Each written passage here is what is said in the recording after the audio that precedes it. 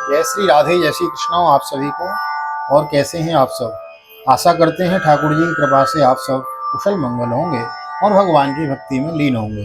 मैं राधे श्याम वशिष्ठ नित्य की भांति आपको ले चलता हूँ आज की पावन कथा प्रसंग में, जिसके अंतर्गत श्रीमद् भागवत के प्रथम स्कंद के सप्तम अध्याय में हम प्रवेश करेंगे। आइए, नए आए हैं चैनल को सब्सक्राइब कर लें। करते हैं गोविंद नाम संकीर्तन।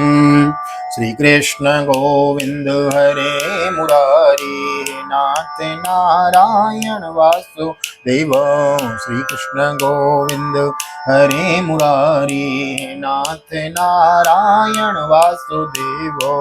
हे नाथ नारायण वासुदेव, हे नाथ नारायण वासुदेव।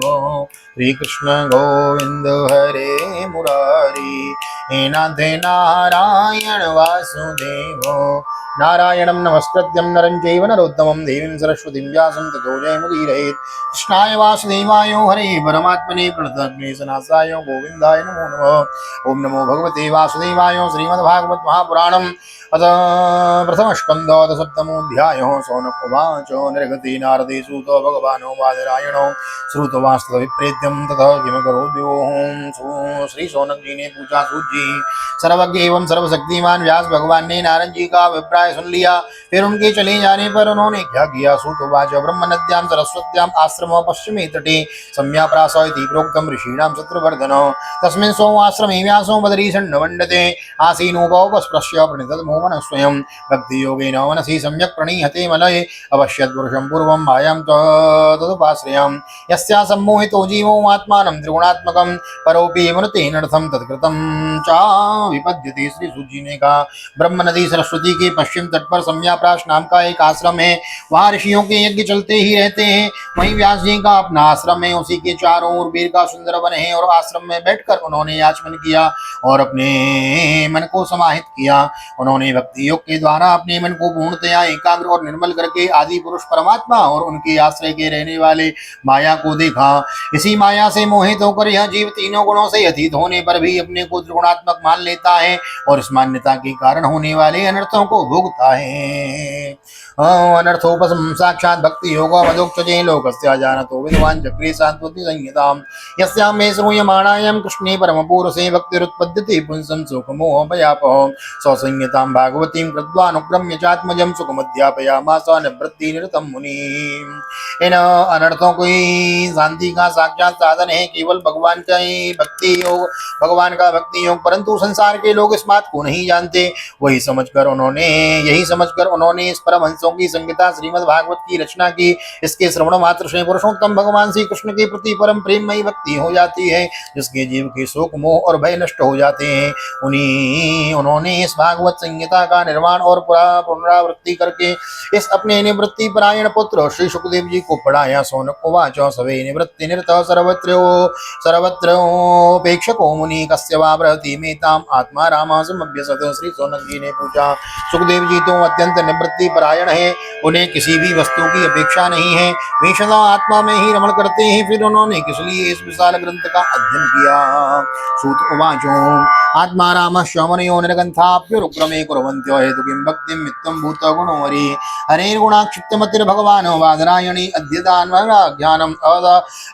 महदाख्यानं नित्यं विष्णु जनप्रिय पारीक्षितो राजरसेर्जन्म कर्म विलापनं संस्थान्त्यो पांडपुत्राणां वक्षे कृष्ण कथोदयम्। श्री सूत जी ने कहा, जो लोग ज्ञानी हैं, जिनकी अविद्या की गांठ खुल चुकी है और जो सदा आत्मा में ही रमण करने वाले हैं, वे भी भगवान की हेतु रहित भक्ति किया करते हैं, किंतु भगवान के गुण ही ऐसे मधुर हैं जो सबको अपनी ओर खींच लेते हैं। फिर श्री सुखदेव जी तो भगवान के भक्तों के अत्यंत प्रिय और स्वयं भगवान वेदव्यास जी के पुत्र हैं। भगवान के गुणों ने उनके हृदय में अपनी ओर खींच लिया, भगवान के गुणों ने उनके हृदय को अपनी ओर खींच लिया और उन्होंने उससे विवश होकर ही इस विशाल ग्रंथ का अध्ययन किया। यदा मृदे कौरवसंजयानां वीरे स्वतो वीर गतिं गतेषु प्रकोदरा विद्य गदा विमर्श भग्नोर्दण्डे धृतराष्ट्रपुत्रे भरतु प्रियं द्रोण ऋतिस्म पश्यन् कृष्णासुतानां सुपतां शिरांसि उपाहरद विप्रयमेव तस्य जुगुप्सितं कर्म विगर्हयन्ति माता शिशूनां निधनं सुतानां निशम्य घोरं परितप्यमान तदा रुदबाष्पकुलाकलाक्षी तां सांत्वयन्नाह किरीटमाली। सोनक जी, मैं राजर्षि परीक्षित के जन्म कर्म और मोक्ष की तथा पांडवों के स्वर्गारोहण की कथा कहता हूँ, क्योंकि इन्हीं से भगवान श्री कृष्ण की अनेकों कथाओं का उदय होता है। जिस समय महाभारत युद्ध में कौरव और पांडव दोनों पक्षों के बहुत से वीर वीर गति को प्राप्त हो चुके थे और भीमसेन की गदा के प्रहार से दुर्योधन की जांग टूट चुकी थी, तब अश्वत्थामा ने अपने स्वामी दुर्योधन का प्रिय कार्य समझकर द्रौपदी के सोते हुए पुत्रों के सिर काटकर उसे भेंट किए। यह घटना दुर्योधन को भी अप्रिय लगी, क्योंकि ऐसे नीच कर्म की सभी निंदा करते हैं। उन बालकों की माता द्रौपदी अपने पुत्रों का निधन सुनकर अत्यंत दुखी हो गई। उसकी आंखों से आंसू छल छला आए, वह रोने लगी। अर्जुन ने उसे सांत्वना देते हुए कहा, तदा सुचस्ते प्रमजा में भद्रे यद ब्रह्म बंधो सिर आततायिनो गांडीव मुक्तिर विसकैरुपाहरे त्वाक्रम्य यन्नाम्नस्य दग्ध पुत्रो इति प्रियाम्बल विचित्र जल्पै स्थान्तयित्वा चितमित्रशूतो अनुवाद दंसित उग्रधनव कपिध्वजो गुरुपुत्रो रतिनो। हे कल्याणी, मैं तुम्हारे आंसू तब पहुंचूंगा जब उस आततायी ब्राह्मण अधम का सिर गांडीव धनुष के बाण से काटकर तुम्हें भेंट न करूंगा, और पुत्रों की अंत्येष्टि क्रिया के बाद तुम उस पर पैर रखकर स्नान करोगी। अर्जुन ने इन मीठी और विचित्र बातों से द्रौपदी को सांत्वना दी और अपने मित्र भगवान श्री कृष्ण की सलाह से उन्हें सारथी बनाकर कवच धारण कर और अपने भयानक गांडीव धनुष को लेकर वे रथ पर सवार हुए और तथा गुरुपुत्र अश्वत्थामा के पीछे दौड़ पड़े हैं। तमापतंतम सविलक्ष्य दूरात् कुमार होद्विग्न मनः रथेनो पराद्रवत प्राण परीप्सुरव्याम यावद्गमं रुद्र भयादितारको यदा शरण्यात्मनेक्षत यदा शरणमात्मानम् एकक्षत्रान्तवाजिनाम् अस्त्रं ब्रह्म शिरोमेनि आत्मत्राणं द्विजात्मजो अतो परस्पृष्टो सलिलं सन्दधे तत्समाहितो अजन्योपसंहारं प्राणकृक्ष उपस्थिते ततः प्रादुष्कृतं तेजो प्रचण्डं सर्वतोर्दशं प्राणापदमविप्रेक्ष्य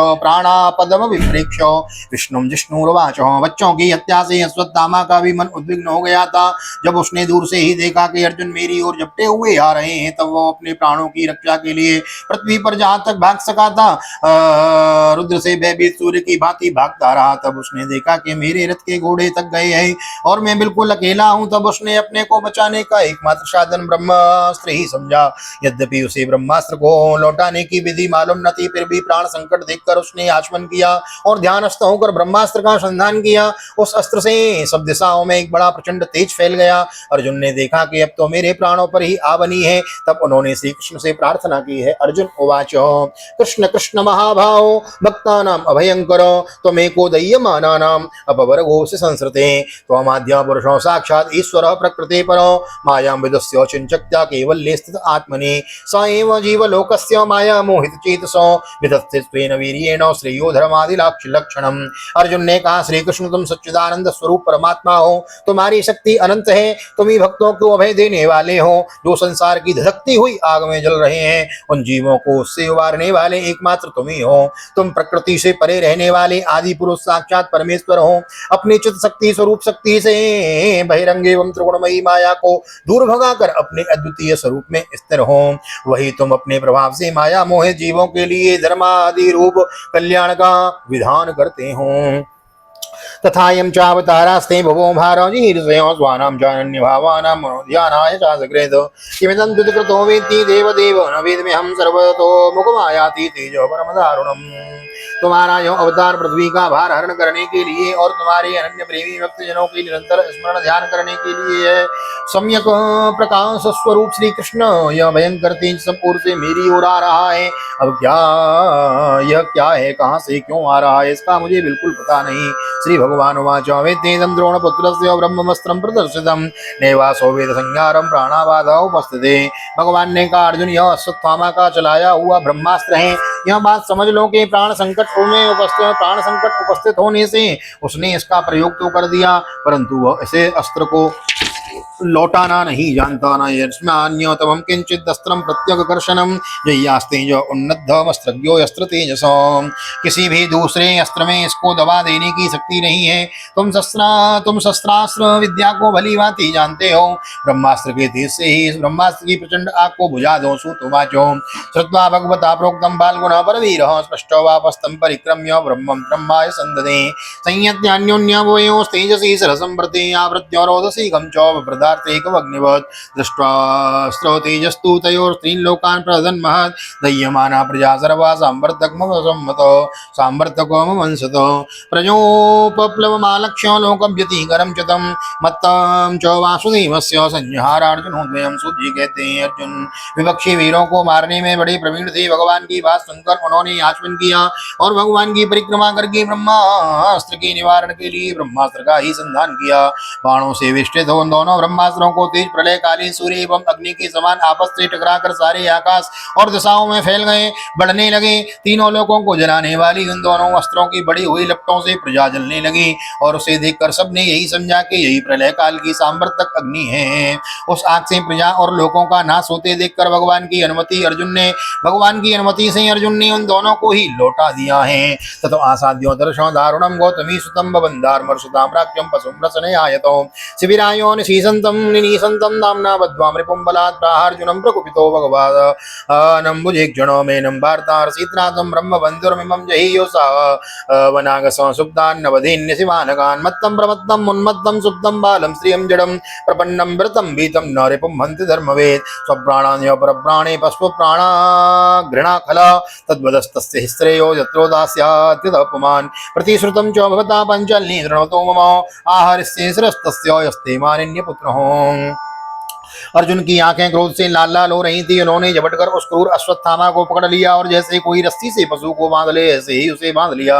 अश्वत्थामा को बलपूर्वक बांधकर अर्जुन ने जब शिविर की ओर ले जाना चाहा तब उसने कमल नयन भगवान श्री कृष्ण ने कुपित होकर कहा, अर्जुन इस ब्राह्मण अधम को छोड़ना ठीक नहीं है, इसको तो मार ही डालो। इसने रात में सोते हुए निरपराध बालकों की हत्या की है। धर्मवेत्ता पुरुष, असावधान मतवाले, पागल, सोए हुए बालक, स्त्री और विवेक जन्य शून्य, शरणागत, रतिहीन और भयभीत शत्रु को कभी नहीं मारते, परंतु जो दुष्ट और क्रूर पुरुष दूसरों को मारकर अपने प्राणों का पोषण करते हैं उसका तो वध ही है, उसका तो वध ही उसके लिए कल्याणकारी है। क्योंकि वैसी आदत को लेकर यदि यह जीता है तो और भी पाप करता रहेगा और उन पापों के कारण नरकगामी होता है। फिर मेरे सामने ही तुमने द्रौपदी से प्रतिज्ञा की थी कि मानवती, जिसने तुम्हारे पुत्रों का वध किया है उसका सिर में उतार लाऊंगा। ततसो वध्यतां पापम आत्तायात्मबन्धुः वर्धुश्च विप्रियं वीर कृतवान् कुलपांसनो एवं परीक्षिता धर्मो पार्थो कृष्णेन योदितो नैक्षदन्तं गुरुश्रुतं यद्दिव्यात्महतं हनं महान् अतोऽपीद्यो स्वशिविरं गोविन्द प्रिय सारथि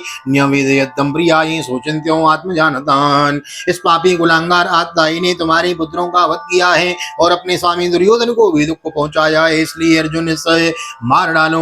भगवान श्री कृष्ण ने अर्जुन के धर्म की परीक्षा लेने के लिए इस प्रकार प्रेरणा की, परंतु अर्जुन का हृदय महान था। यद्यपि अश्वत्थामा ने उनके पुत्रों की हत्या की थी, फिर भी अर्जुन के मन में गुरुपुत्र को मारने की इच्छा नहीं हुई।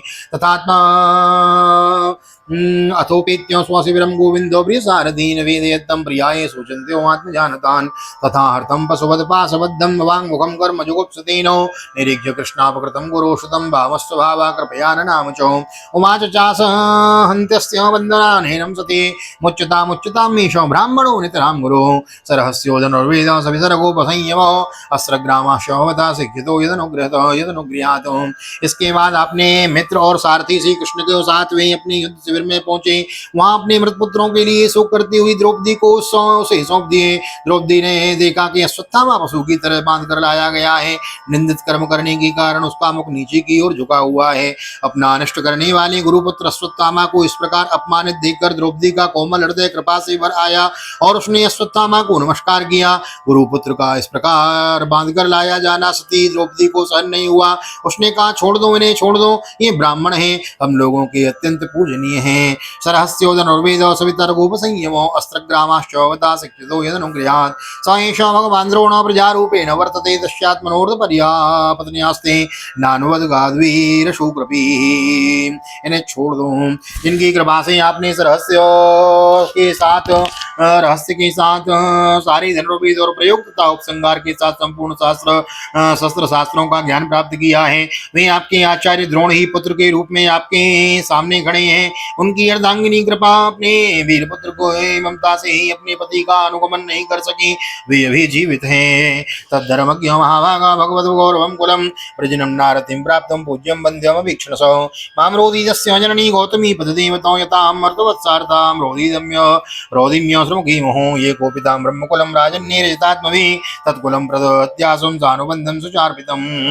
महाभाग्यवान आर्यपुत्र, यह तो आप तो बड़े धर्मज्ञ हैं। जिस गुरु वंश की नित्य पूजा और वंदना करनी चाहिए उसी को पिता पहुंचाने से आपको ये योग्य कार्य नहीं है। जैसे अपने बच्चों के मारे जाने से दुखी होकर मैं रो रही हूँ, ऐसे मेरी आंखों से बार बार आंसू निकल रहे हैं। वैसे ही इनकी माता पतिव्रता गौतमी न रोए। जो उच्छृंखल राजा अपने कृत्यों से ब्राह्मण कुल को कुपित कर देता है, वह कुपित ब्राह्मण कुल उन राजाओं को सपरिवार शोकाग्नियों में डालकर शीघ्र ही भस्म कर देता है। सूतवाचो धर्मं न्याय्यं स्वाकरुणं निर्विलीकं समं राजा धर्मसुतो राज्ञो प्रत्यनन्दत वचोदयो नकुलः सहदेवश्च योधानो धनञ्जयो भगवान् देवकी पुत्रो ये जान्येयासु योषितो तत्राहर्मर्षिता भीमस्तस्य स्त्रियान् वधस्मृतो न भर्तॄणात्मनश्चार्ते योहन् सुप्तान् शिशून्मृतो न शम्यो भीमो गदितं द्रौपद्यास्य चतुर्भुजो आलोक्यो वदनं सज्ञोरिदमाह सन्निभः सूज्यिनेकासोन्कादीर्षियो।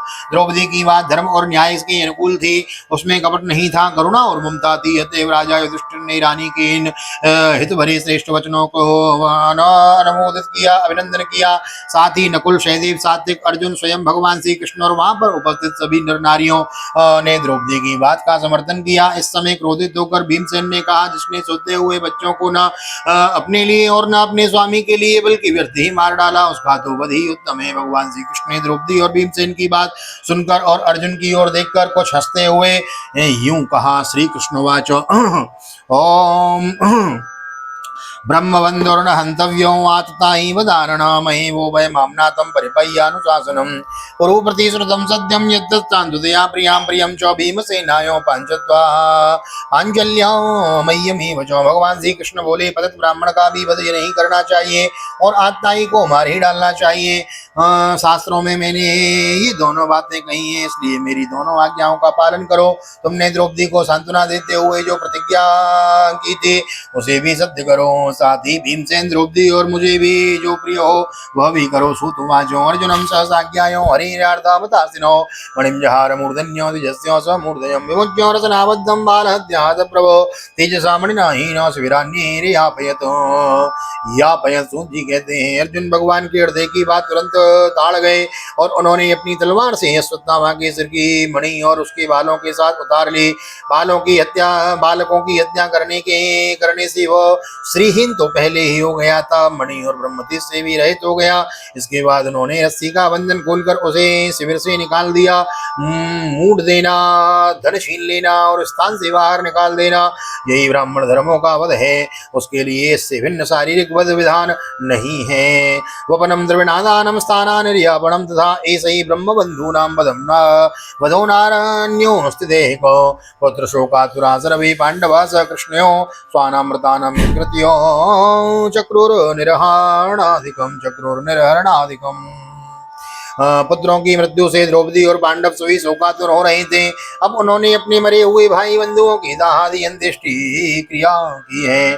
श्रीमद्भागवते महापुराणे पारमहंस्यां संहितायां प्रथमस्कन्धे द्रोणी निग्रहो नाम सप्तमोत्सव श्री बालकृष्ण चरणार्पणमस्तु। राधा कृष्ण बलचरणार्पणमस्तु। कृष्णाय वासुदेवाय हरये परमात्मने प्रणतग्नेशनाथाय गोविंदाय नमो नमः। हरे कृष्ण कृष्ण कृष्ण हरे हरे, हरे राम राम राम हरे हरे। राधे कृष्ण कृष्ण कृष्ण राधे राधे, राधे श्याम श्याम श्याम राधे राधे। बोल राधा गोविंद भगवान की जय। श्रीमद् भागवत महापुराण की जय। श्री वेदव्यास जी महाराज की जय। सुखदेव जी महाराज की जय। राजा परीक्षित जी महाराज की जय। राजा रामचंद्र भगवान की जय। श्री हनुमान जी महाराज की जय। गोवर्धन नाथ की जय। अम्बे महारानी की जय। वृंदावन माँ की बिहारी लाल की जय। भैया मैया की जय। तुलसी मैया की जय। अपने अपने माता पिता की जय। सदगुरुदेव भगवान की जय। आज के आनंद की जय। जय श्री राधे श्री राधे श्री राधे श्याम। जय जय राधे जय जय श्याम। सबको मिले वृंदावन धाम, ऐसी प्रार्थना मेरी ठाकुर जी के चरणों में। यहाँ तक वीडियो बने, वीडियो को लाइक कर दीजिए, शेयर कर दीजिए, कमेंटों में भागवत भगवान की जय लिख दीजिए। मिलते हैं अगले अध्याय में। बड़ी सुंदर 8वें अध्याय की कथा हम श्रवण करेंगे। गर्भ में परीक्षित की किस प्रकार भगवान नारायण रक्षा करते हैं। भगवान कृष्ण नारायण के रूप में चतुर्भुज रूप धारण करके गर्भ में जाकर किस प्रकार परीक्षित की रक्षा करते हैं, यह कथा हम कल की कथा में श्रवण करेंगे। नए आए हैं चैनल को सब्सक्राइब कर लें, बालकों को सुनाएं, बुजुर्गों को सुनाएं, अपने फेसबुक व्हाट्सएप पे शेयर अवश्य करें, इससे अधिक लाभ प्राप्त होगा। मिलते हैं अगली वीडियो में, तब तक के लिए श्री धाम वृंदावन से आप सभी को हृदय से प्यार भरी जय श्री राधे, जय श्री कृष्ण, हरि ओम। ओम